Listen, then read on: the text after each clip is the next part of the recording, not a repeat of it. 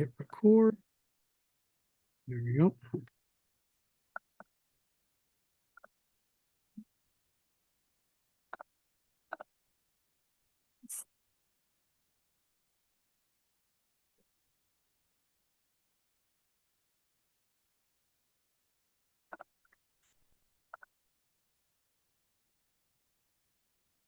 Good morning, Stacy. Good morning, John. Morning.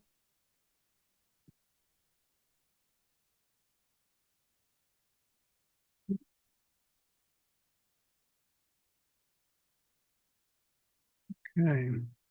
As we wait for other people to show up, you guys, well, you guys have seen that Sawyer Van Etten, sorry about that, Sawyer Van Etten is with us today as our guest speaker. He's going to be talking to us about SEO and analytics. Thank you, Sawyer, for joining us. Why don't we just go around and introduce ourselves? I'll start. I'm Ken Bennett. I'm with Lancaster Clean Water Partners. Amanda? Sure, I'm Amanda Goldsmith. I'm the watershed specialist. I'm just sitting in for Noel Cudney, who manages social media. I'll pass it to Avery. Well, Sawyer's my brother, so he already knows me. But for anyone else on the call who doesn't, Avery and I work at the Lancaster Conservancy. And I pass it to Michaela. I'm Michaela, Communication Manager at Lancaster Farmland Trust. Lead our communication efforts here.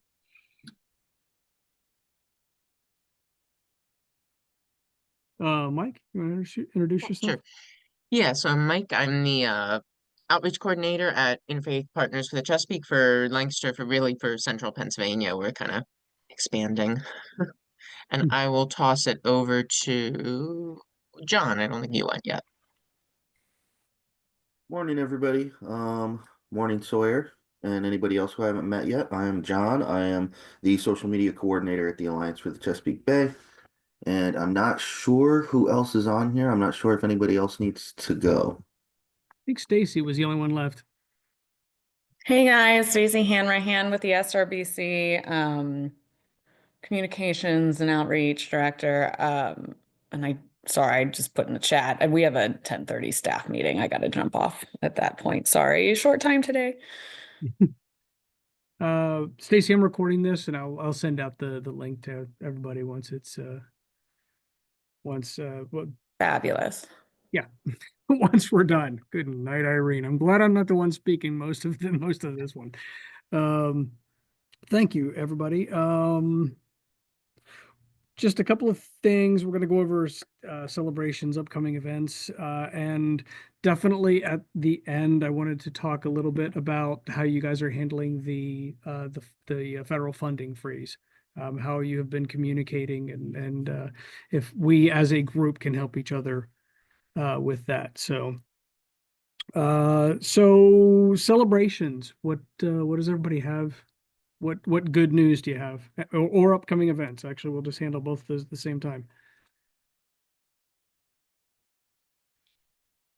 I can start. We just finished up orders for our tree sale. So we got close to 500 orders. So that's really awesome. I don't know if anyone saw our billboard as you were passing along Route 30. So that was really exciting. So that pickup is April 11th. We also have our banquet this month. So it's just nice to kind of celebrate some of those things and get some green in the ground.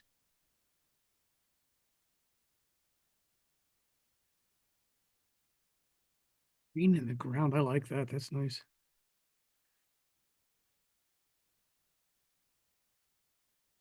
I can go next. I mean, as I'm sure all of you know, our next like big event is Water Week, and we're really ramping that up. April 8th will be the launch of all of the events for this year.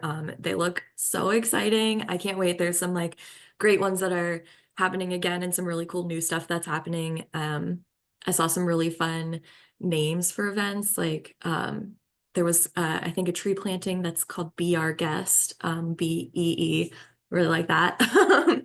So yeah, super stoked for that. And then just kind of in general, we have 4 interpretive rangers who join us seasonally to help with interpretive programming.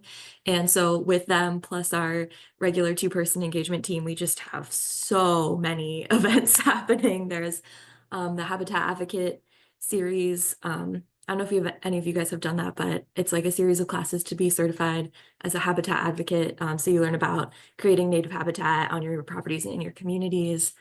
We've got hikes, there's vernal pools stuff coming up. The ephemerals will be blooming soon. We cannot wait. So yeah, just tons of fun stuff going on.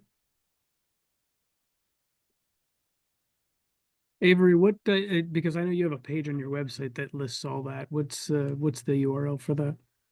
It's lancasterconservancy.org/events. Very cool. I see Natalie just joined us. Good morning. Good morning. Sawyer Van Etten is our speaker today. If you could just introduce yourself real quick, Natalie.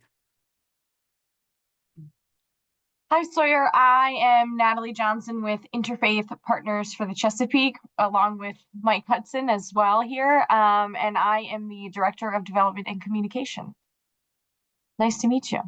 I'm excited to hear what you have to say today. Nice to meet And you we're all just going too. oh, sorry. And we're just going over upcoming events and celebrations. Oh, I don't know what Mike already mentioned, but on April 3rd, this is in Maryland, not Lancaster, but a global figure. We're having Dr. Catherine Hayhoe, a climate scientist, coming to speak at the Oakland Mills Interfaith Center in Howard County, Maryland on April 3rd.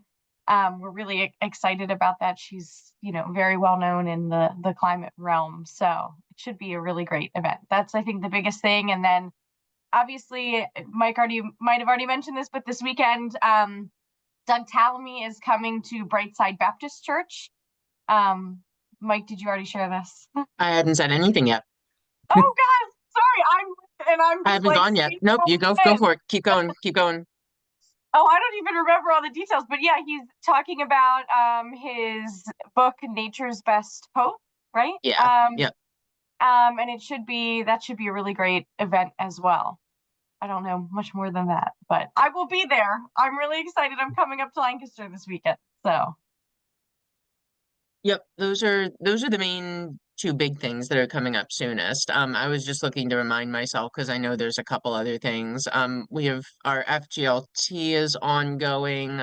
So that's in process. We also on the 23rd there'll be a environmental themed service at Unitarian Universalist of Lancaster, and they'll be holding a coffee hour where they will have volunteer interest for their congregants. So we'll talk a little bit and hopefully get some volunteers for some folks for upcoming events. Not just IPC, we're going to try and direct them to a number of you guys.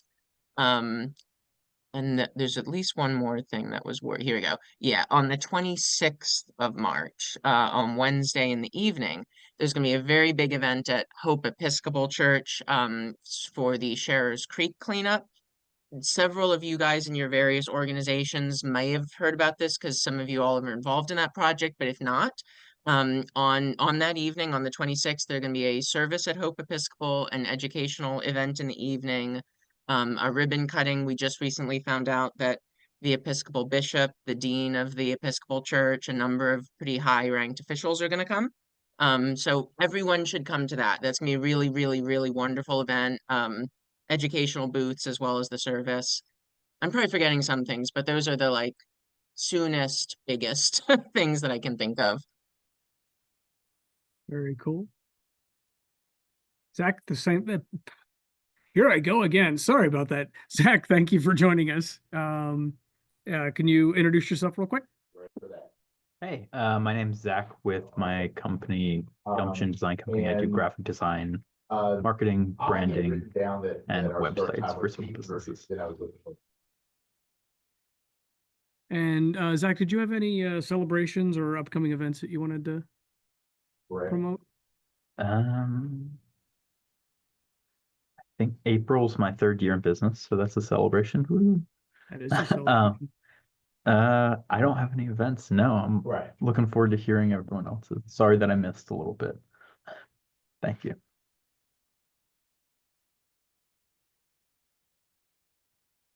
Okay. Did anybody else have any other events that they wanted to promote? Celebrations?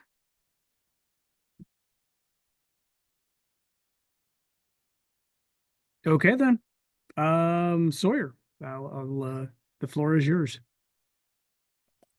Awesome. Guys, I love that. That was so cool. And I have so much respect for all of your organizations. So I'm really grateful to be here and sharing a little bit of knowledge. I'm going to go ahead and try to share my screen here.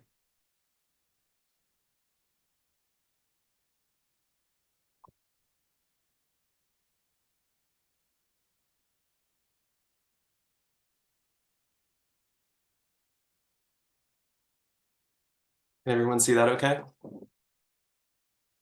Looks good. Great.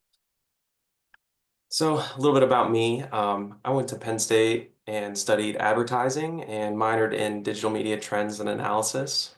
Now I work for WebFX, which is a global digital marketing agency. There I'm an internet marketing strategist. So I work kind of behind the scenes with the account managers and the social media managers to develop a strategy and implement these changes on the back end of the website and, beyond on the web. So that looks like a lot of project management, mainly. It's, planning the strategy and executing. It's kind of nice in my position because I'm a little more introverted. So I don't have to have these conversations directly with the client. I'll prep the emails and I'll send them to the account manager who will then relay them. So I really get to, this opportunity to dig into the data and, really get passionate about the strategies and get to know the client kind of on a deeper level rather than this face-to-face kind of interaction. So I think it's a good fit for me. It might not be a great fit for a lot of other people. So today I just kind of wanted to give you guys like a brief kind of overview of kind of some basic SEO, topics and some information, how it might relate to nonprofit orgs and also just kind of how it plays into the strategy overarching with SEO and the ever-changing search engine results pages.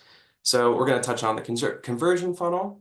And how does content kind of fit into this conversion funnel? How do we align content with the funnel stage that we're targeting? And we're going to dig it a little bit to keyword intent, which I think is really helpful for being able to map pages to the content to the SERPs. And then we're going to do a couple of search engine result page analysis, just some very high level ones, just so you guys can see what can we learn just looking at what we're getting on the search engine when we Google something, using a target keyword. And then we can open the floor for some questions. I love talking shop, so please, any questions along the way, shout them out, put them in the chat, unmute yourself. Really, you're not disrupting anything. I love for these types of things to be more conversational. So let's start with the conversion funnel. So on the left, we have an image of what I would consider to be like a very basic conversion funnel that has probably been in textbooks since like the early 1900s. And then to the right of it, I've broken it down more from a digital marketing perspective. And these are going to be the 3 areas that I focus on when I'm building a content strategy that's going to be more full funnel approached. So we're really just kind of breaking these down into 3: awareness, consideration, and conversion. That could be any conversion action. That could be a purchase. That could be filling out a lead form. That could be making a donation. So taking a look at how we can map content to these different areas of the conversion funnel. And that kind of breaks it down into top of funnel content, middle of funnel content, and bottom of funnel content. And in the digital marketing industry, we have some funny names for them. So we typically abbreviate them to TOFU, MOFU, and BOFU, which sounds horrible saying it out loud, but I promise it looks better in an email. And really our focus here is going to be, top of funnel content is going to be designed to attract and engage a broad audience by providing valuable, informative, and entertaining material. So this is really just going to be those like blog posts, really high level stuff that's just going to begin that engagement with your brand and start spreading that awareness. When we go down the funnel a little bit, that's going to look different from every business, depending on, are they e-com, are they lead gen, are they a nonprofit or a government agency even. This content's really going to be like a service page, maybe a category page on some e-commerce sites. And it's just going to be feeding you a little bit more info about the products, the offerings, and trying to like push you down into making that conversion action. And then the bottom funnel, those are going to be like your lead form pages, your contact us pages, your product pages. So I think it's important to really focus on that content or that top of funnel content approach, because that's really going to be your base of, bringing people to your website, driving that traffic that's engaged and relevant to the service offerings that you're providing. So that's going to be our main focus here, talking through this. So what does top of funnel content look like? As we said, our goal here is just to introduce our brand to the potential customers, and we're addressing very high level questions, problems, or interests. We're hoping to provide high value information that's helpful. So we're talking directly to the user and trying to answer a question that we think that they might be asking. And then hopefully you're going to have opportunities to link strategically to our mid and bottom funnel content. And that's going to really just help us with that nurturing of users further down the funnel, not just letting them get the question that they have, going great, and leaving the website. That's what we don't want. And these pages are going to be optimized for broader search terms. They're going to be more of our pillar pages. So, we're going to target stuff with higher volume, stuff that might not be quite as specific to our service offerings. And these keywords are going to hopefully be driving, a lot of traffic from a more diverse audience. We're not specifically targeting a really niche audience with some of these broader topics. So how would this look for a nonprofit? You guys probably would know better than me, but from my experience, I would say that the awareness stage kind of merges into that education kind of area, right? We're trying to introduce people to our brand or organization while also educating them about, maybe something we believe in, why they should believe in it, giving them some more information on why this is important, why you should care. And then as we go down further into the funnel, we're going to look at that consideration engagement. And I think that's going to be more, that nurturing that interest. It's going to look less like a category page or a service page. And it's more going to be, maybe impact stories, case studies, webinars, something that's very engaging and really gives them some deeper information.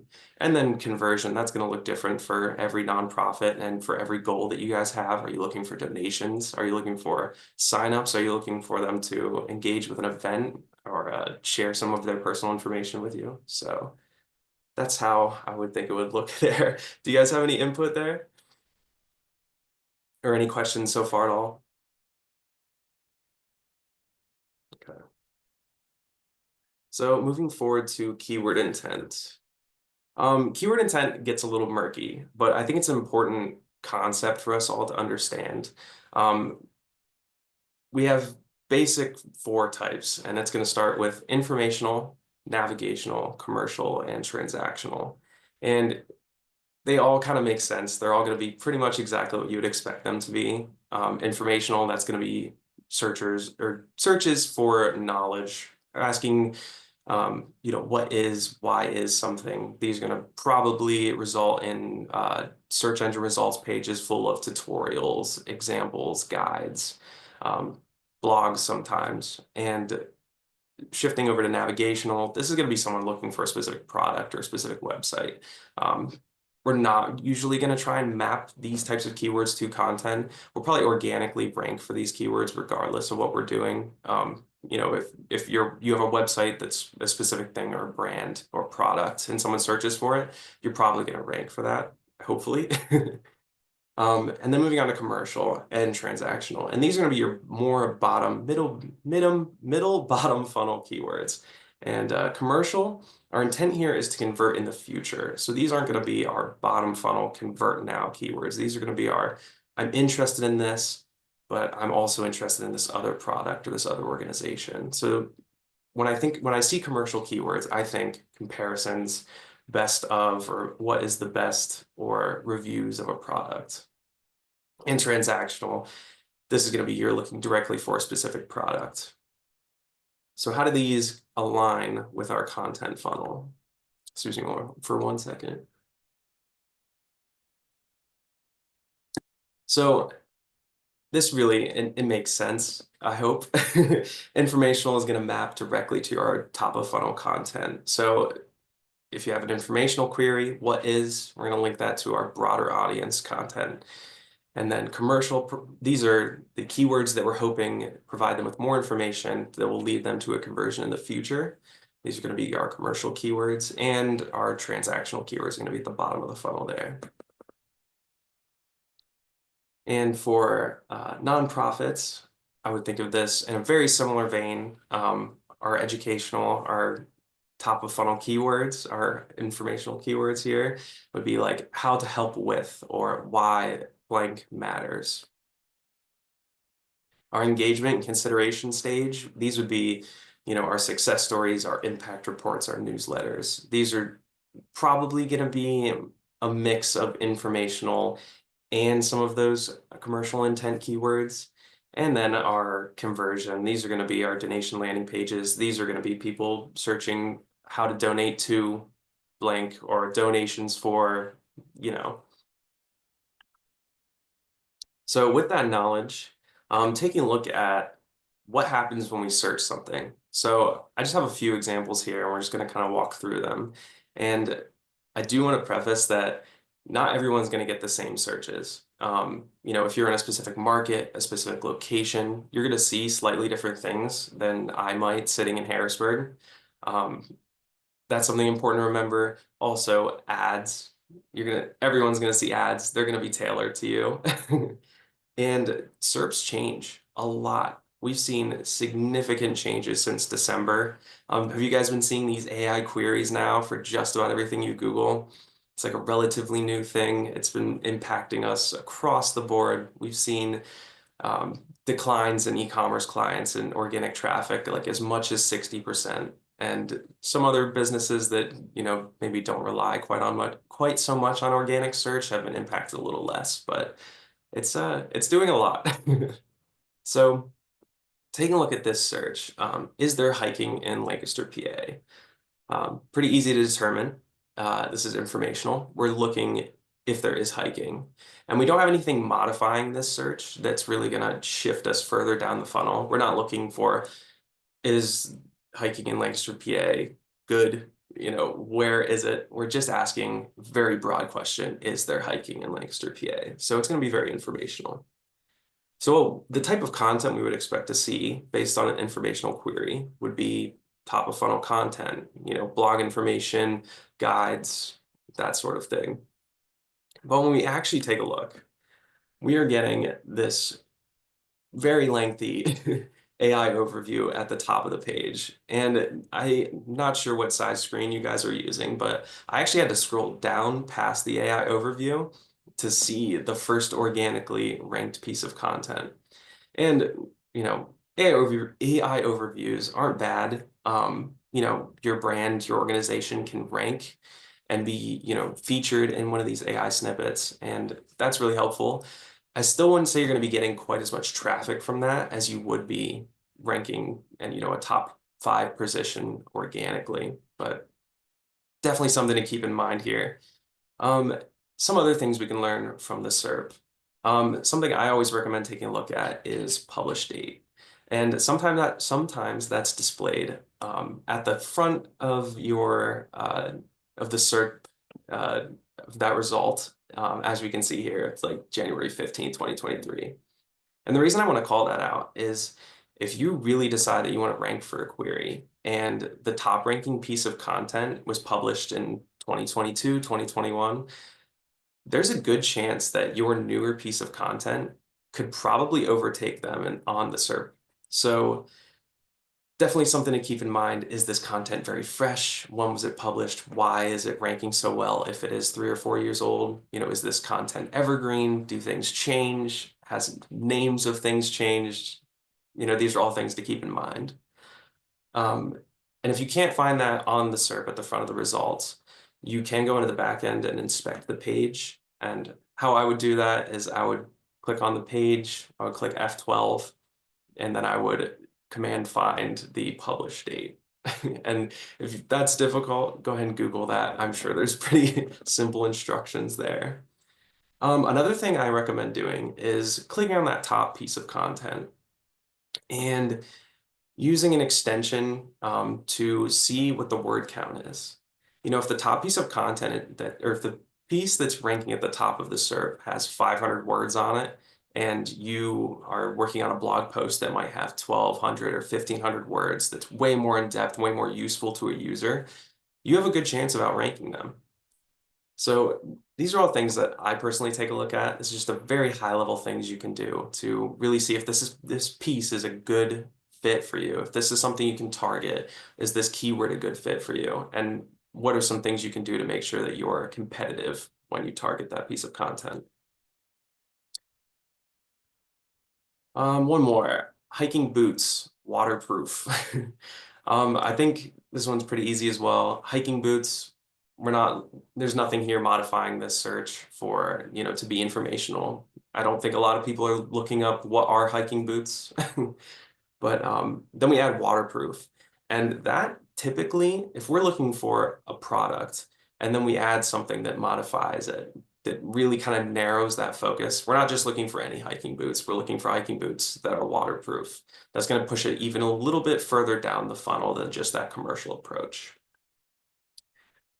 So we're expecting here to see some middle funnel and bottom funnel content. So that means we would expect to see, you know, product pages and category pages. So what are we actually seeing here? And this is another way that we've seen SERPs change in the past couple of months. We're starting here with the, you know, at the top of the page, we're getting these page shopping ad placements.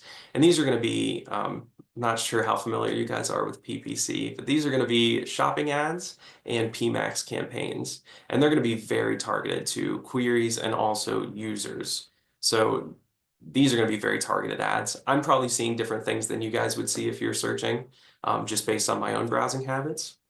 And then scrolling down past that, we're starting to see what we would expect. So here's our, you know, Keen men's and women's hiking shoes. And that's going to be a product category page for us to scroll through. And weirdly enough, below that, something we wouldn't expect.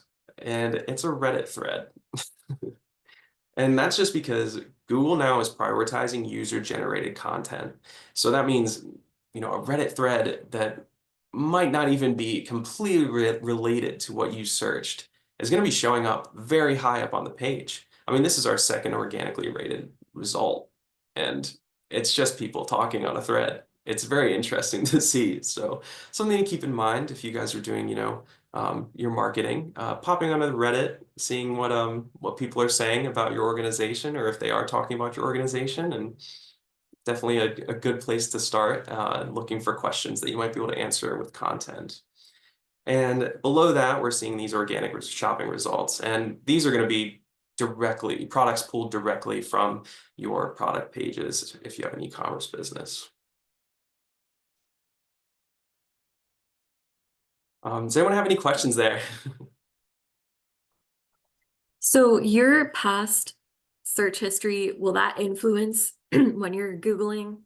Like if I work at Lancaster Conservancy, I'm constantly on our webpage. If I'm Googling to see where we're ranking, is that going to be like influence? Like, should I be opening an incognito tab or something to make sure that it's more genuine?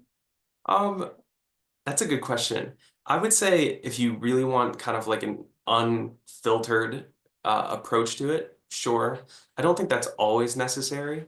I think it typically would be affected. So if you moved out of Lancaster, but we're still working remotely, say you lived across the country. Now, when you're Googling near me, you know, things like that, is there another Lancaster near you in that state that you moved to? Those types of things might influence your search, but generally, I'd say you're probably okay. If you're not looking for like near me queries or things like that, organically, things are going to be pretty similar. What is going to be affected is the ads that you're seeing. You know, your users are targeting you directly because of your browsing habits, or if you are in a specific audience, you know, are you a homeowner? How old are you? What work do you do? Where do you work? Do you work for government? Do you work at a nonprofit? Like those are the type of things that are going to help with someone targeting you with advertisements. Anything else I can help out with? Okay, cool. Last thing I wanted to touch on are just some basic tools that I use daily. Here's a lot of logos. Just quick touching base on some of these. Ahrefs or Ahrefs, I hear both things every day, is really great for taking a look at your domain ranking and your competitors. And there's a lot of things you can do with it. You can look at your backlink profile. It's very complicated tool to use, but it's incredibly useful. I would say it's probably one of the most useful third-party tools that you can use for, you know, keyword rankings and backlink profiles. And then SEMrush. This one's going to be a very user-friendly approach to keyword research. You can see what your keywords you're ranking for, what your competitors are ranking for. You can also set up projects with targeted keywords in there and track your position change, you know, across, you know, different algorithm updates. You know, see if you see a keyword drop, you can then go do a SERP analysis and see why am I ranking lower for this? Has a competitor published a new piece of content? Is there something I can do to update my content or emulate theirs better? Really recommend that one. And then, you know, you have your basic Google tools here. Google Search Console, always going to be one of the best things to use to see, you know, how users are landing on your website, what they're searching that is bringing up your results. Also really helpful to see page performance over time. It collects and holds a lot of data. I think from the moment you set it up until the moment you shut it down, it's collecting data that you can access at any time. It's beautiful for seeing some of these, you know, more drastic or nuanced changes over like long periods of time. And GA4 is going to be doing a very similar thing. It just kind of is a little bit more hands-on with digging into the data. I don't know if any of you guys have worked with Universal Analytics. GA4 is definitely not as great in my opinion, but yeah, when you spend enough time in it, you'll get used to it. Really useful again for determining trends, and it's very nice to kind of look at this broad overview of your data and then kind of get more and more narrow as you know, determine what a problem is, you know, do some troubleshooting on that end. And I do want to mention SpyFu as well. I know you guys probably don't work too much in paid ads, but it's probably the closest thing we can get to competitor insights in terms of paid ads. You know, you can put a competitor in there or yourself and track, you know, your budget. I'm going to say that with quotations because it's usually very far off. And your competitor's budget, how much, you know, how many clicks they're getting. And you can determine some things from that data, knowing it's not accurate, usually putting yourself in that same field. You know, if your budget is 10K and it's saying that you have 16K, you can do some calculations to kind of, you know, hopefully mitigate that, that difference, but not very accurate, useful for general trends. So what should I be tracking? And I say that like that depends like very heavily. If you can match what you're tracking to the goals of your campaign or your company, that's probably going to be the most beneficial for you in the long run. You know, are you looking for engagement specific goals on a specific page or a specific category?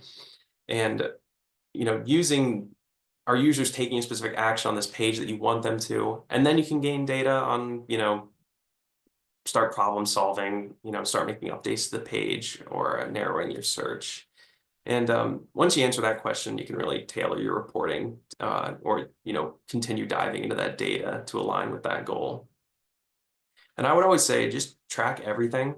I've never thought like, why am I tracking this? I had a conversation with an account manager recently where the client was hoping to have a abandonment rate for each page on the site. So that just means, as a user starting to fill out a form and then not finishing. So we don't get that form submitted, but they started it. So why didn't they finish this action? So that's something that Google doesn't track. That's something that, we're not tracking just, by putting the tag on our site. But I did realize that I had started an event for a form start and a form completion for each of those forms. So I was able to calculate that manually. Saved me a lot of headache and having to explain to the client that, yeah, we have to set this up and then probably wait, 90 days at least to have some sort of efficacy in our data. So just track everything. You're never going to have a issue because you're tracking too much. So general best practices with tracking, when you're kind of diving into that data or troubleshooting or just kind of looking for general trends and overall, I would say look at overall trends, look at these broad trends, use as much data as possible here, and then start to narrow to specific pages or whatever you're digging into. And don't neglect your traffic source. If you're looking for data on your users, it's good to understand where they're coming from, and that just means, country, are they coming from another page? Are they coming from, Google? Are they coming directly? And, understanding that's like the first part in understanding your user and how their journey begins before they come to your website. And I always recommend taking a look at your pages with at least 90 days and seeing if you're noticing any declines. Take a look at sessions, take a look at engagement rate. You can also look at events, our pages that typically have a high number of key events, are they seeing declines as well? And then I would typically look at these from a month-over-month perspective and a year-over-year perspective for any high quality or high priority metric here. And use time periods that make sense for your comparisons. If this is a newer initiative that you've only began tracking, it might not make sense to see how this compares year over year. It might be something that makes more sense to look at month over month to see, is this working? What's not working? And yeah, always look for more general trends. That's going to really be the start to digging into the data and figuring out what's going on there. And that's all I have for you guys. Here's an AI generated cat image. That would look great on a shirt. Right?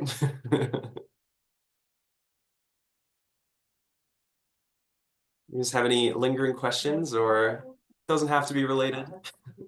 Yeah, thanks, Sawyer. I think it's really interesting that it's starting to pull Reddit things. I noticed that as well. I also tend to like I look for a lot of hiking gear, and I feel like when I search it, I usually look up like on Reddit specifically. So it's like skipped a step, which is kind of nice. It's like, It's really okay, cool. I know these people have trail tested something or something like that.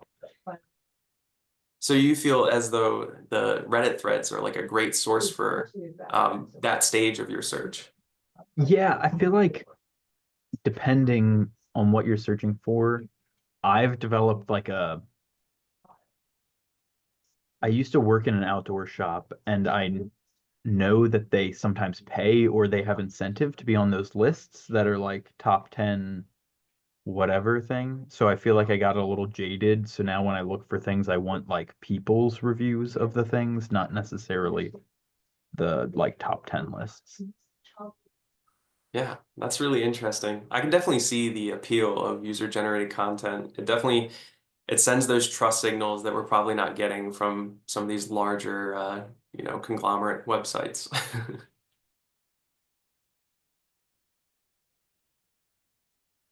Claire, have you or any of your clients like tried being on Reddit in a professional way, or has anyone else tried that at all? I know I looked into it at one point for a previous job, and it was kind of like Reddit hates it when you're advertising yourself, but if you can make it seem genuine, it might do well. Like, has anyone tried anything with that?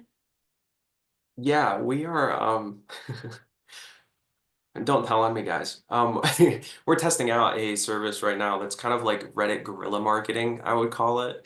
So it's not using your business's profile to promote your business, but it would be going on to like a related subthread and asking a question about your product, and then hoping you're getting positive feedback. And there might be, a third party involved there that's contributing positive feedback.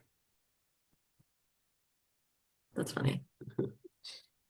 I feel like I work out of the candy factory downtown, and I know that they get a lot through their, like, people ask on the Lancaster Reddit and be like, hey, where can I go to co-work? And like someone will comment, and like I'm like sitting here and I'll hear people say like, oh, I heard about it from Reddit. It's like really weird because I feel like it's crossed. It used to be just an online thing, and now it's crossing kind of like the online barrier, which is good. I mean, that's how we should use an online tool. Yeah, it's really cool to see this evolution for sure. So, of the analytics tools that you mentioned, if like a lot of us are kind of working with like smaller staffs or like are kind of still new to all of that stuff, if we were going to pick like one or two to prioritize getting set up first and tracking first, like which one or two do you think would be best? Well, that's also a really great question. I would recommend SEMrush for sure. I think it's very easy to use. You can get a ton of data from it. It's trusted by just about every industry standard. So definitely SEMrush. Ahrefs is also really helpful if you're looking for like, you're curious about your backlink profile, how you're comparing to competitors. It's going to give you a lot more in-depth competitor data. I would say probably those tools. SpyFu, I think it's worth mentioning. It's worth knowing it exists and that people use it. I don't think that that's probably a great fit for many of you. So yeah, I would say Ahrefs and SEMrush. Beyond the Google tools. Do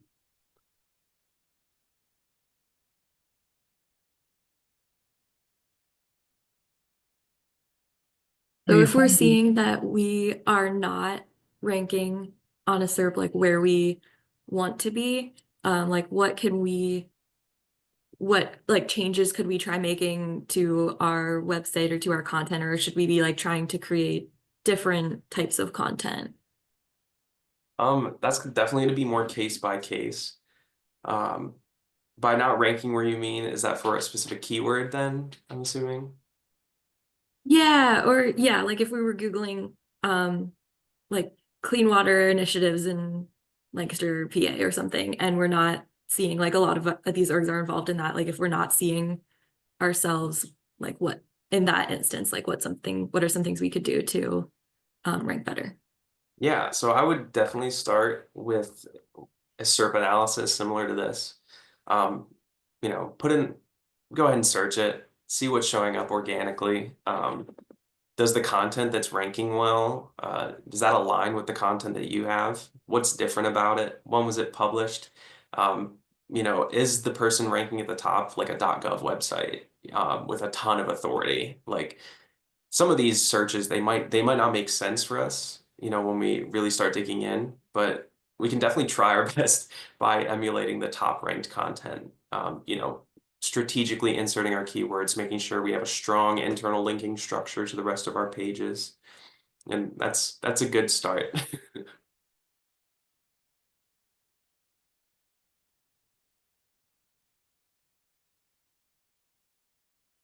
Have you found AI affecting SEO at all? A ton. Yeah, it's really interesting. At first, we were seeing some case studies of people that were building entire websites using AI content and seeing just like traffic just like take off, like it looked like a ski ramp. And then once Google realized that it was AI content, it just like fell off a wall. Like, so that was really interesting to see. Google says that it doesn't punish AI content as long as it's helpful to the user, which I'm not sure I 100% believe. I think I think if ChatGPT checker or whatever is flagging your content for being AI generated, then I think Google's probably doing the same thing. I wouldn't recommend using AI for content generation specifically. I think images are fine. I think if, you're looking for, an icon logo or something and you want to use AI to generate that, I don't think that's going to hurt you at all. I would stay away from AI content currently. It's really useful though if you have an SEO question, opening up ChatGPT and saying like, asking something as specific or as general as you want, and you'll get an answer. I would probably then ask a few additional questions, on Google and see if the your top ranking content is aligning with what ChatGPT is telling you. But I found it to be an incredibly useful tool. I use it daily, mainly in like, rambling on in an update to a client or to a coworker, and then saying like, please refine this, make this make sense, and then sending it over. But yeah, it's an incredible time saver and something we all will adopt at some point in our workflow.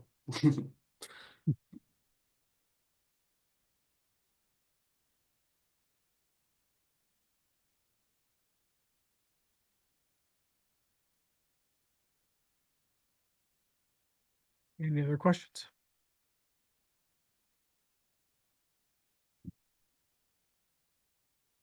All right. Well, thank you, Sawyer. Yeah, thank you guys so much. Great information.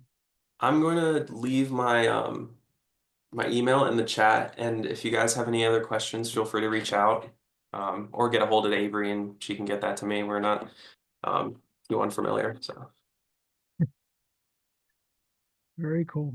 Very cool. Well, I mentioned at the beginning that I wanted to get back to especially this discussion about the federal funding freeze. I know that Allison and I were in the middle of a meeting with Choose Clean Water Coalition. Choose Clean, yes, Coalition. And when that announcement came out, we jumped off that meeting right away to kind of discuss, from kind of an informational PR type stance, how are we going to handle our communication with this? What we came up with at the time was let's just link to the announcement that had come out of the White House and just let people go from there and not put our own, like, here's what happened and here's what's being said as we speak, and then followed it through the next couple of steps for the next day or so, and then went, okay, this is changing so frequently, we can't keep doing this. What was everybody else's experience when this all first started? What have your thoughts been as far as communicating with anybody who's asking, anybody who's having issues? And this goes back to that emergency communication talk that we had been having. So it's kind of funny that it comes back into play. I guess I'll jump in and share. We haven't necessarily been getting any questions from like our supporters about, what's going on and what's IPC's status and all of that. But we were definitely feeling some pressure from like our leadership and our board to release some sort of statement to just be like, everything is fine, IPC is okay, but not that everything is fine, but like that basically like IPC is here to stay, and we will weather this storm, like just trying to be more positive in all of that. And that's just the narrative that, our like leadership really wanted. And we had been watching to see like what other, like statements had organizations been releasing, what was the nature of those. And kind of looking at all of those, we picked some out that we thought, oh, well, this is really great. Like we like the tone of this, and we would try to essentially mimic that.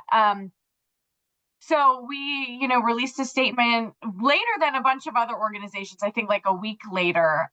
Except even now, like I know the Chesapeake Bay Trust, they just released their statement, I think like yesterday or Monday. So it was like, okay, well, we weren't too late to the game then if they're, just now releasing something. So I don't even remember what your original question was, but we've just been kind of overwhelmed by just how fast it's changing. We were in one board meeting, a 2-hour board meeting, and there were like 3 or 4 different updates within that one meeting.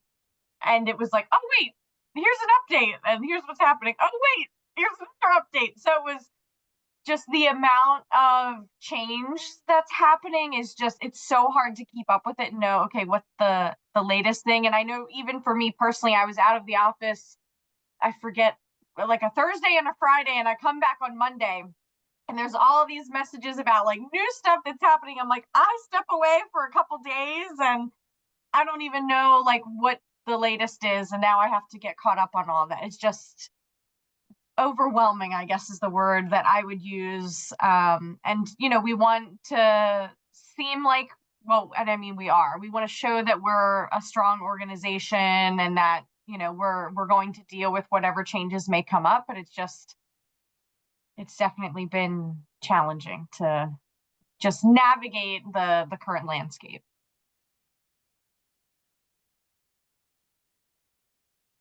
Anybody else, what your experiences were as far as? I mean, I guess I can speak for the conservation district. I know we receive a lot of funding, so this definitely affected a lot of our work. I know I can speak personally, it's paused some of our projects, especially with the countywide action plan funding, which we kind of co-administer and share. I'm not as involved with that side of things. I know with CAP, a letter was sent out to some of those grantees to some of those pauses. We've been able to reinstate some of, or at least keep some of those projects going, but I definitely think with the amount of funding that filters through us, there was definitely a lot of questions, and it's, I think, just been stressful.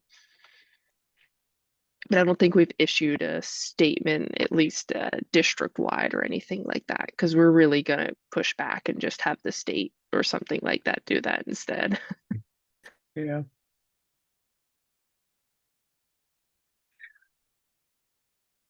I know that we are looking at communicating with our partners and encouraging organizations to lean on each other wherever they can. We actually, that our newest podcast is coming out tomorrow. It's a shortened version, but it's Allison and I talking specifically about that. So I'm waiting to see how the response to that, because there are definitely some people that are affected, and there are definitely some people that have very strong opinions about the back end of things. We went out of our way to not be political, just to take that entire side of it out, and just focus on here's the situation. There, we can't really do a whole lot about at the moment, but here's our what we recommend in the meantime.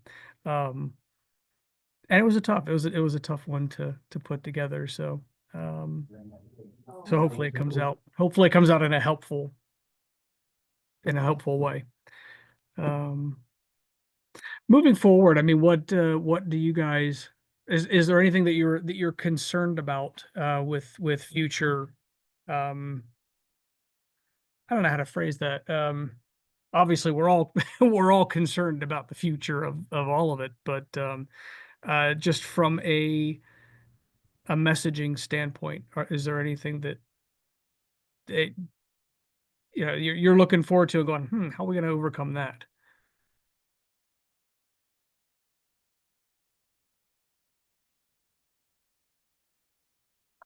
Yeah, I mean, what you mentioned about trying to stay kind of apolitical, it does feel like harder and harder to do as everything just feels like more loaded. Like I know for the Conservancy, like our donors are very purple. There are people who care about protecting land for climate change and clean streams and habitat. And there are people that are like, I want to hike on trails and I want to go hunting and I want the recreation. And it's like, it spans the whole gamut. So trying to not be overly political, but in a sphere where it kind of just like existing in the environmental sphere is like a little bit of a political thing at this point. So I know we're trying to be like very careful around language that like maybe in the past wouldn't have felt political or divisive, but now like just with everything being like kind of tense and loaded, that it feels like we have to be like extra cautious, which is interesting. And yeah, yeah.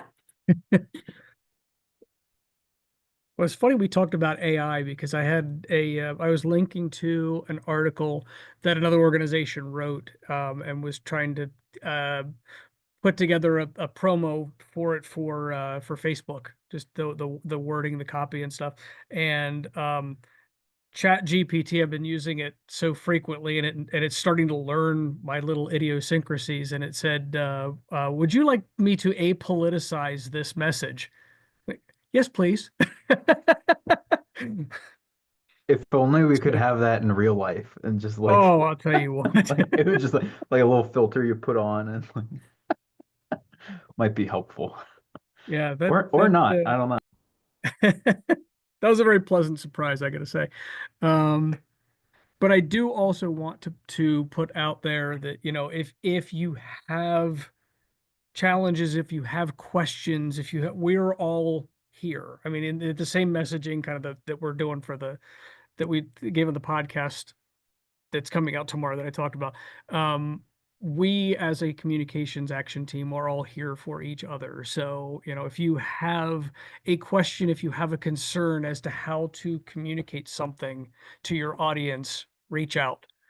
I frequently send out emails to the entire team so you can respond through one of those so it goes out to everybody. But use this network that we have to help so that we can help each other get through the communication part of this.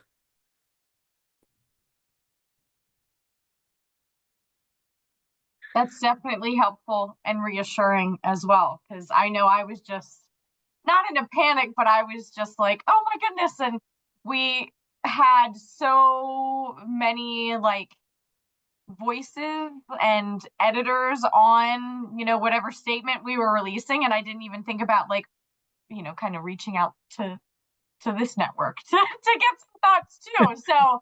So that's definitely good to know, like if we're going to have to do something like that again to, you know, I guess see what others might be doing too. Yeah. I feel like it's going to be increasingly more important to make sure that we're communicating the struggles and the solutions that we're going through so that other people can implement them either similarly or offer things. Kind of side note, but I just wanted to share an experience maybe is just helpful is that I work sometimes with a loan office that works through SBA grants to provide marketing materials to loan applicants. So like small business needs marketing materials that would help it pay back the loan. So they would work with this loan office. But it was interesting. They also had to then react to this, right? Because they were receiving SBA grants. And it was interesting. I didn't really know the language to ask them, are we continuing? Because they never made a statement. They just kind of like glossed over it. But I think it's important to make those kind of statements to kind of take the ambiguity away from people and like say there is a way that we're moving forward, that kind of thing. So just a different viewpoint. Yeah, I think certainly for me, the parts of it feel like we're driving down a highway at night with our headlights off and hoping for the best. So, you know, but yeah. Any other comments on that or any other points of business for the good of the order? Sort of adjacently related, nonprofit Tech for Good is doing a social media, like they're calling it a certification. It's basically 3 2-hour webinars, and they've already started. And I watched the first one, but I thought it was super interesting. So if you guys are like interested, I think that you probably could still sign up for it, and they send out the recordings afterwards. So this will be the second week for it. I think the second one is actually today at like 1. But very interesting stuff about social media. And the reason that I thought of it is because one of the things that they were talking about in the presentation was like what content organically does well on social media right now. And they mentioned that like the political stuff does. So for some course. for some cases, it like makes sense if that's like depending on where your advocacy lies. Like for some nonprofits, you kind of have to get political. There's no way to not be. But yeah, very interesting, and I'm enjoying them so far. So if anyone else is interested, they're out there. Yeah, I actually did that certification, I think like 2 years ago. So I'm sure that Heather has like updated the content since then. But I should go back too and see if I can even find the recordings, because I know that they're in my inbox somewhere. So Yeah, stuff has definitely changed. I think I don't know how much different it is, but I know like she has some newer information that even like within the last like 6 months, Meta has changed how it's tracking engagement and reach and everything, and like inflating the numbers a lot, which is interesting, but also like the organic reach or the organic engagement rate on Facebook and Instagram is like 0.5 to 1%. And like, so there's definitely some more current data in there, but I don't know how different it is from the last one. I had a quick question. I'm going to make this really quick because I want to be cognizant of you guys' time. I did have this question on the agenda, and for a specific reason. Posting holiday messages on social media, any holiday at all. Are you guys getting any traction from those? so with IPC, and it's, oh my goodness, this has been a I battle mean, you guys have a lot of holidays. from the beginning. Yes. So we've got the like environmental ones, and then we've got a million religious holidays. Yeah. It's definitely like some holiday posts get a lot, and I don't even know why. I guess it's because like a lot of our audience like celebrates that holiday, but then there's other ones where it's like basically nothing on it. So and it's such a hard balance to decide like what to post, what not to post, but ours is like different, just again because we have a million to think about. So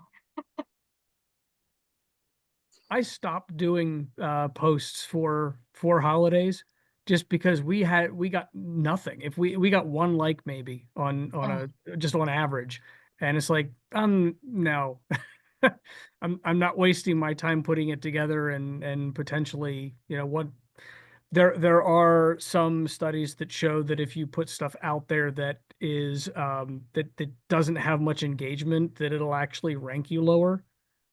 oh So I don't want to negatively affect our ranking by putting putting out a holiday post that people don't do anything with. So yeah. Ours are kind of a mixed bag, and especially even like from between Instagram and Facebook. I was just looking back at a few, like on Instagram, we had one for Christmas that got 100 likes. We had a Happy New Year one that got like 79. So some of them did pretty well. But sometimes they don't. And then like the one that I struggle with, because I'm like, is the time investment worth it? I was very proud of them, like very punny little Valentine's posts, like Valentine's like cards for Valentine's Day. And I spent like a ton of time making them. And then on Instagram it did pretty well. And on Facebook it got 25 likes. So it's very inconsistent. And I don't know if it's I don't know. yeah. I was just kind of curious as to what everybody else was doing, because I was also just thinking about that. Like it seems weird to me with to not post for holidays, but if it's going to be detrimental, I'm not doing it. So Yeah, we basically, well, I've been told that like we have to do it, essentially. So, because I thought about, oh, why do we post about any holidays? It's like, well, you kind of have to. So I'm like, do we really though? But yeah, because then sometimes, and yeah, again, just trying to like pick which ones, because there were times where it was like, oh my gosh, like for a whole week, like our feed was like a ton of holiday posts. And it's like, we need to put actual like content out, not just happy whatever. So Yeah. I try to like you guys, is whether I celebrate that holiday or not. You know, just trying to support you guys. Yeah. I appreciate it. Anything else from anybody? All righty. Well, the next meeting will be May 14th, and we don't currently have a speaker, so we'll see what we wind up with for content on that one. I will get the minutes out and the recording of this session, and if you have any questions, give a holler. Otherwise, Thanks, Ken. have a great day, everybody. Thank you. You Thanks, too. bye. Bye. Later.